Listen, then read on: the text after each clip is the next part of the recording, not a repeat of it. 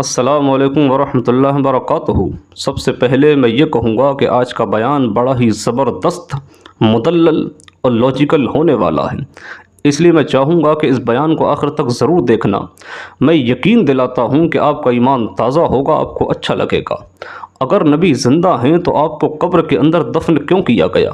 قبر چاروں طرف سے بند ہوتی ہے، نہ وہاں کھانا ہے، نہ پانی، نہ وہاں ہوا پہنچنے کا ذریعہ۔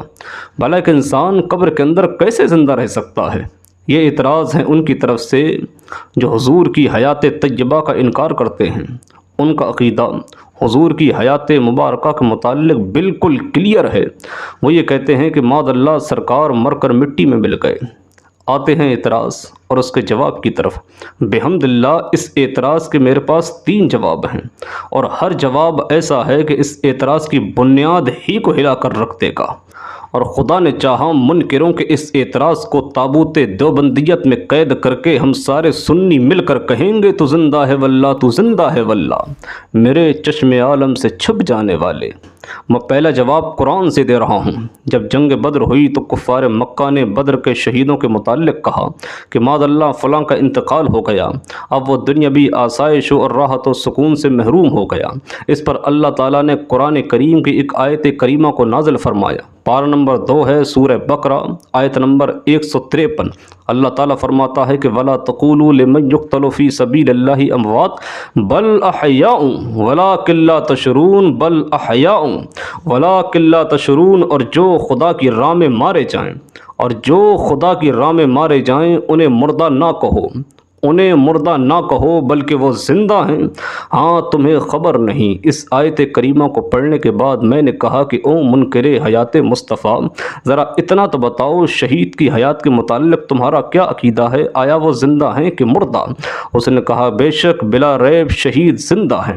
میں نے کہا کہ پوری دنیا کے اندر جتنے بھی لوگ اللہ کی راہ میں شہید ہوئے ہیں، جتنے بھی لوگ فی سبیل اللہ شہید ہوئے ہیں، وہ سارے کے سارے زندہ ہیں، اور بلا شک و شبہ زندہ ہیں، تو پھر ان کو قبر کے اندر دفن کیوں کیا گیا؟ اس کا جواب چاہیے۔ میں طالب جواب ہوں، انتظار کر رہا ہوں۔ پھر شہید رتبے میں چھوٹا ہے، نبی بڑا ہے۔ اگر شہید اپنے انتقال کے بعد زندہ رہ سکتا ہے تو نبیوں کا امام اپنی قبر کے اندر زندہ نہیں رہ سکتا ہے۔ اور یاد رکھو سنیوں، کسی بھی نبی کا اگر انتقال ہوتا ہے تو ان کو موت صرف ایک آن اور ایک گھڑی کے لیے آتی ہے۔ ان کو اگر موت آتی ہے تو صرف ایک آن اور ایک گھڑی کے لیے آتی ہے، اور آنے کے بعد اللہ تعالیٰ ان کو ویسے ہی زندہ فرما دیتا ہے جیسے کہ وہ زندہ تھے۔ اسی لیے تو اعلیٰ حضرت فرماتے ہیں کہ انبیاء کو بھی اجل آنی ہے، انبیاء کو بھی اجل آنی ہے، آنی ہے کہ فقط آنی ہے، پھر اسی آن کے بعد ان کی حیات مثل سابق وہی جسمانی ہے۔ لیکن منکر حیات مصطفیٰ اپنی ضد پہ اڑا ہے۔ اس نے کہا کہ میرا ایمان ہے قرآن کی اس آیت پر، لیکن یہ تو بتاؤ اگر نبی زندہ ہیں تو ان کو قبر کے اندر دفن کیوں کیا گیا؟ نبی اگر زندہ ہیں تو ان کو قبر کے اندر دفن کیوں کیا گیا؟ میں نے کہا جس کے مر جاتے ہیں، جس کے مر جاتے ہیں وہ اپنے ہاتھوں سے اپنے مردوں کو آگ لگاتے ہیں، جن کے مر جاتے ہیں وہ اپنے ہاتھوں سے اپنے مردوں کو آگ لگاتے ہیں۔ بحمد اللہ ہمارے زندہ ہیں، ہم اسی لیے دفن کرتے ہیں۔ بولا وہ کیسے؟ میں نے کہا اگر مردہ مسلمان قبر کے اندر زندہ نہیں ہے تو فرشتوں کے سوالوں کا جواب کیسے دے رہا ہے؟ مر ربک ما دینک ما تقول فی حق ھذا الرجل، اگر یہ زندہ نہیں ہے تو پھر کیسے بول رہا ہے کہ ھذا محمد رسول اللہ، یہ تو مدینے کے تاجدار محمد صلی اللہ علیہ وسلم ہیں۔ اب آتے ہیں جواب نمبر 3 کی طرف۔ بڑا ہی کمال کا جواب۔ گاؤں میں کسان ہوتے ہیں، گاؤں میں جو کسان ہوتے ہیں وہ اپنے کھیت میں کاشتکاری کرنے کے لیے دانے لے کر آتے ہیں۔ ان دانوں میں کچھ دانے اچھے ہوتے ہیں، کچھ خراب ہوتے ہیں۔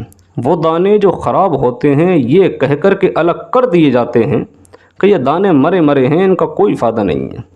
لیکن وہ دانے جو اچھے ہوتے ہیں ان کو کھیت میں ڈالا جاتا ہے، پانی لگایا جاتا ہے، اس کا فائدہ ہوگا، اس سے پھل نکلے گا، سبزی نکلے گی، اور ان دانوں کے اوپر مٹی کا چھڑکاؤ کر دیا جاتا ہے۔ پتہ یہ لگا، اس کا مطلب یہ ہے کہ اگر اس مسئلے کو دیہاتی لاجک سے بھی دیکھا جائے تو یہ معلوم ہوتا ہے کہ دفن بھی انہی کو کیا جاتا ہے جو زندہ ہوتے ہیں۔ اب دیکھیے منکر حیات حبیب ہر طرف سے سنیوں کو گھیرنے کی کوشش کر رہا ہے، لیکن ہم گھیرنے نہیں دیں گے۔ منکر بولا، یار قبر چاروں طرف سے بند ہوتی ہے، نہ وہاں کھانا ہے، نہ وہاں پانی ہے، نہ وہاں سانس لے سکتا ہے، نہ وہاں ہوا پہنچنے کا ذریعہ ہے، بھلا کہ انسان ایسی قبر کے اندر کیسے زندہ رہ سکتا ہے؟ میں نے جواب دیتے ہوئے کہا کہ رہی بات کھانے اور پینے کی، کتاب کا نام ہے مشکوٰۃ شریف اور اس کا صفحہ نمبر 121، سرکار فرماتے ہیں کہ ان اللہ حرم علی الارض ان تأکل اجساد الانبیاء فنبی اللہ حی یرزق، یعنی بے شک اللہ تعالیٰ نے زمین پر حرام کر دیا ہے کہ وہ نبیوں کے جسموں کو کھائے، اور اللہ تعالیٰ قبر کے اندر نبیوں کو رزق دیتا ہے، قبر کے اندر ان کو کھانا دیتا ہے، قبر کے اندر ان کو پانی دیتا ہے۔ پھر اگر رہ گئی سانس لینے اور قبر کے اندر ہوا پہنچنے کی بات، تو میں نے کہا کہ جو خدا ایک مرغی کے بچے کو انڈے کے اندر بغیر ہوا کے زندہ رکھ سکتا ہے، تو وہ خدا اپنے نبی کو قبر کے اندر زندہ نہیں رکھ سکتا ہے؟